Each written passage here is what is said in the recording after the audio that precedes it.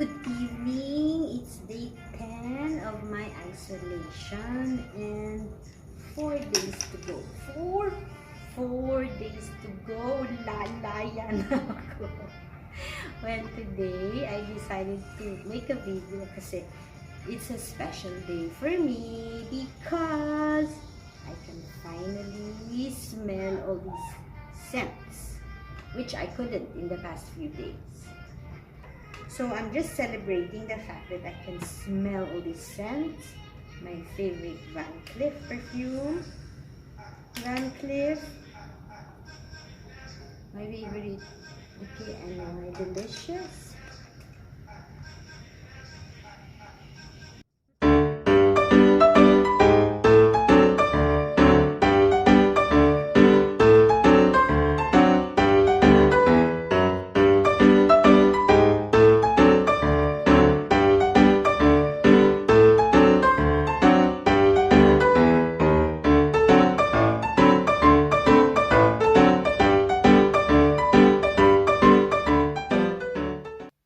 Hello everybody, my name is Catherine Santa Ana. I'm a registered nurse and I currently work as an occupational health nurse here in Dubai, UAE. So I would like to relate my experience being a COVID-19 positive patient. I tested COVID-19 positive on Halloween, 31st of October 2020. 6 days before that, I had symptoms ranging from sore throat, fever, low-grade fever, mild cough, body aches and pains, occasional shortness of breath. And on the 6th day, I tested positive. Can you imagine losing your ability to smell? How would you feel if you wake up one day and you just lost it? You cannot smell anything. Well, let me tell you that a certain percentage of COVID-19 positive cases report anosmia or the inability to smell as one of the symptoms. Reduction in smell and taste is now considered to be one of the cardinal symptoms of COVID-19. It happened to me on the second day of my isolation. I suddenly woke up and I couldn't smell anything in my surroundings. It's scary, I tell you. I got scared and worried. I got concerned because I don't know when it will come back and if it will ever come back. So from that time until I regained it, I kept on sniffing stuff in my room. Can you imagine that you cannot even smell your own scent? You cannot even smell your fart. Either COVID-19 makes all farts odorless or you just lost it. And it's really a scary feeling. But I also observed it when I am showering. I couldn't smell my shampoo, my body wash, my lotions. And it's a sad thing. I got interested in reading studies, researches, and papers that discuss the link between COVID-19 and anosmia.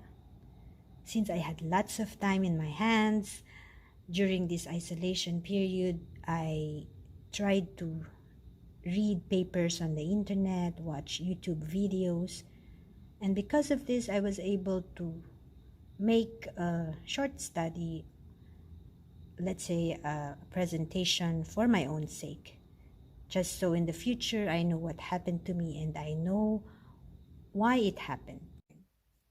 So anosmia is the medical term for the inability to smell.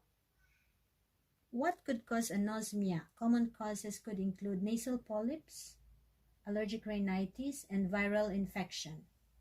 In my readings, I've come across parainfluenza, rhinovirus, and SARS-CoV-1, plus the current SARS-CoV-2 infection, which causes COVID-19. Other causes could be head trauma.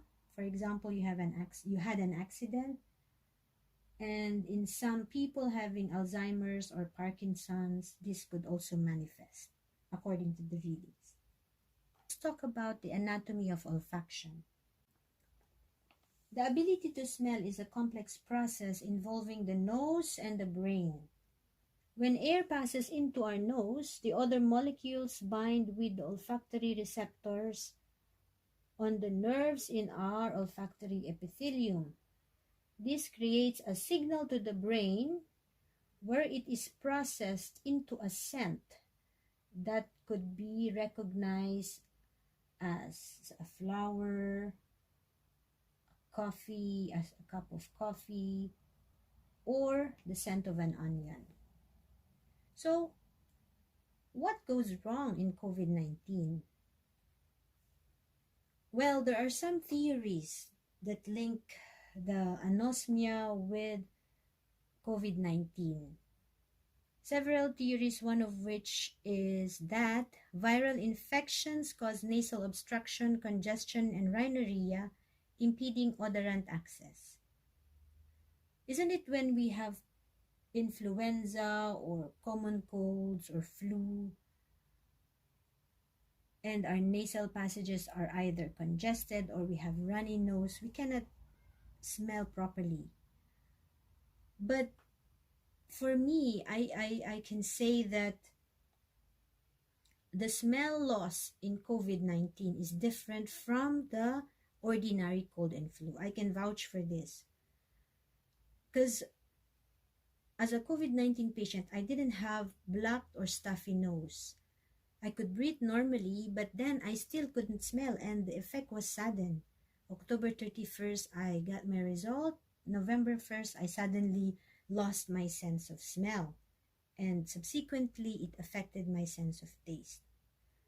Another thing that sets them apart is their true loss of taste. Now, going back to the second theory, according to several researchers, the virus affects olfactory receptor neurons, leading to their death. So something happens within the olfactory neurons, leading them to die and causing a person the inability to smell. The third theory is that the virus infiltrates the brain, possibly from the nose, and affects the olfactory centers, thereby reducing the sensation of smell. Certain studies show that the coronavirus is found in the brain parenchyma and CSF fluid, or cerebrospinal fluid.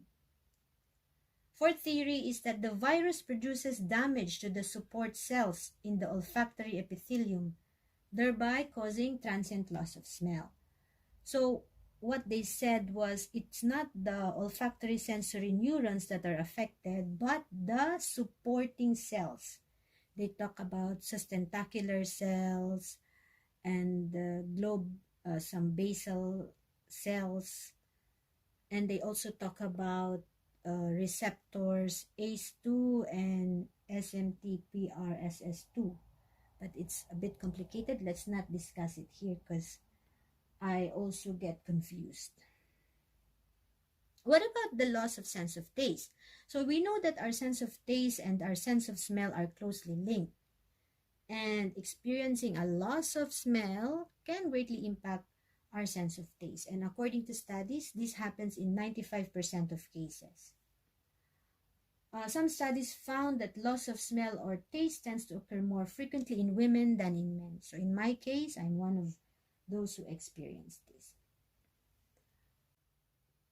Before I talk about this slide, I would like to talk about the prevalence of COVID-19 patients with anosmia.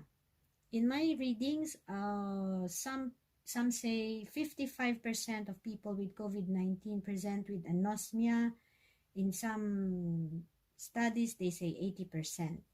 So the discrepancy in the numbers could be due to the fact that in the beginning, when COVID-19 started in March or even earlier than that, anosmia and the loss of taste was not identified as one of the symptoms. So probably this caused the variation in the numbers.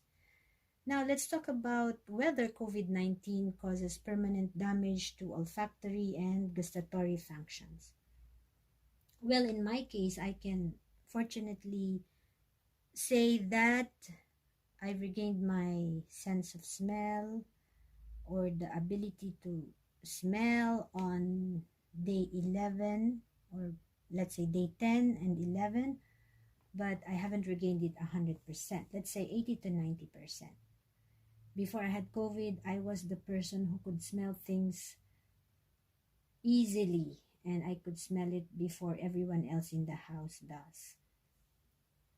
There were days when I had COVID, like from day 2 to let's say day 4, I couldn't smell my shower gels, my shampoo, my lotion. So showering was not fun at all.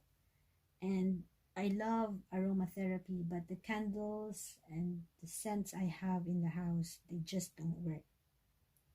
So in this study done in Italy, they studied 35 people in a matter of 20 days. And according to their studies, loss of smell and taste peaked at about day 3 or 4 and slowly declined after that.